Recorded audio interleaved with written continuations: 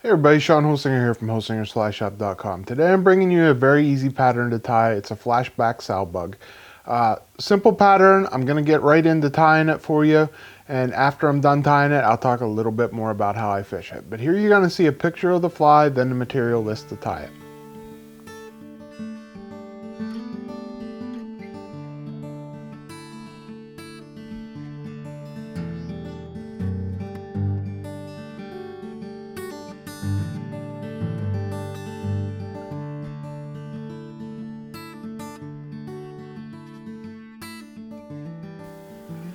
Okay, here you see the flashback sow bug in the vise. Very simple fly to tie. Let's get into tying it. For a hook, I'm using a 317 Firehole hook. This one's a size 14. You can tie it in any Scud hook you like. Daiichi 1120 would be a great one if you like to tie on barbed hooks. But any Scud hook will do. A nice curved caddis one. For thread, I'm using Semperfli wax thread. This is A-dot brown, and any dark color will work just fine. Next thing we're going to put on is some lead wire. And for that, I'm using some 0.020 lead wire for this size 14. Now, if I'm tying it smaller, I'm going to tie this down to like a size 18. For the 18s, I'm going to go with like a 0.010 or an 015. Adjust your lead to fit your hook. I'm going to tie that on the side. As you can see, they're down one side, and when I get back towards the bend, just give that a little twist and pop it off.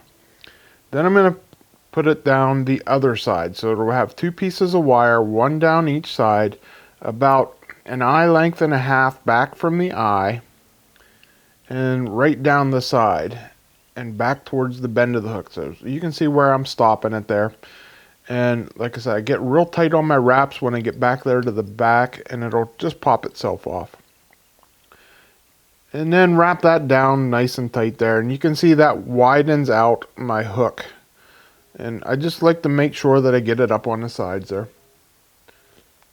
And then the next thing we're going to do is I'm going to put the flashback on this fly. For the flashback, I'm using some pearl flat tinsel, and just going to put a piece of this. This is size large. On the size 18, I might just use a piece of crystal flash. That's nice, and the nice width for that on the size 18. But for this, I'm going to use the large. Wrap that on and go back just past the lead, back around the bend just a little bit to give this thing a little bit of curve to it. Okay, next thing we're going to do is add the dubbing. For the dubbing on this, I'm going to use some light shade rainbow Scud dub.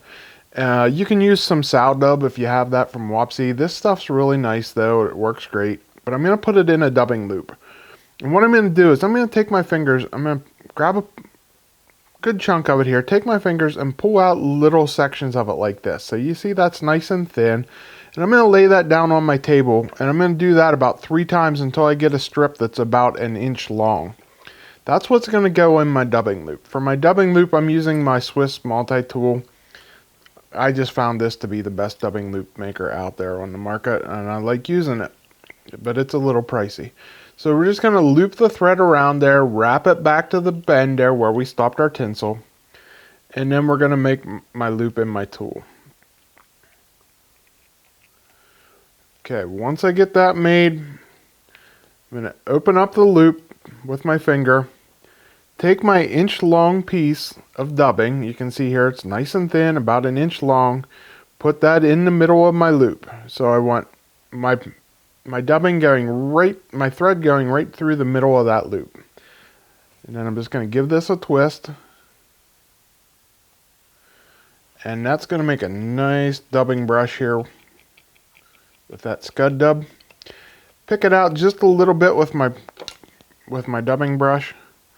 And then I like to put a little half hitch on here with my thread so it doesn't unwind when I put it on my dubbing loop, or my, yeah, you know what I'm trying to say there. Anyway, just going to start wrapping that forward. As I do, I'm going to tweak those fibers backwards every couple wraps. Just make sure I get it going the way I want. Don't want to trap too many fibers. And you see this is really nice and buggy. When I get it up there to the eye, I'm going to take one wrap off because I got a little bit too much on there. Got it up there to the eye, and now we're just going to tie that off. So make 2 or 3 wraps here to tie that off. And then we're going to trim off my dubbing loop. Now, pull all that back and just make a nice clean head here. Alright. Make a nice half hitch here just to hold that while I brush this out a little bit. Now I'm going to take my brush and I'm going to brush down the top just to separate the product down each side here.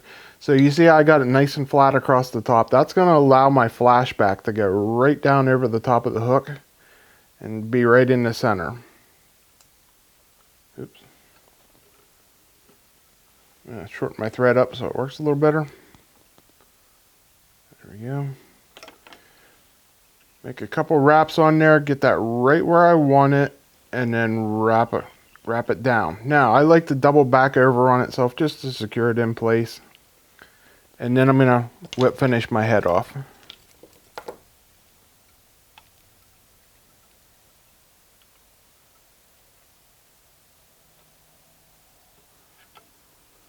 Okay, once I got the whip finish on there,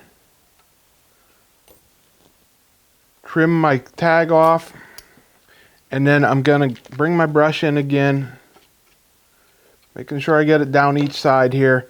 And I'm going to take a little bit of Solarez Bone Dry and run some Bone Dry right over that tinsel and onto my thread wraps to secure my head. That will create my flashback. And now we need to trim up the legs on this. And for that, I'm just going to tweak both sides upwards so I have the bottom kind of flat, and this will allow me to cut the length that I want the whole way around.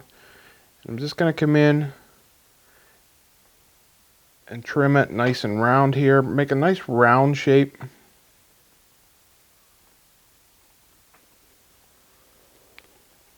Trim off the backs.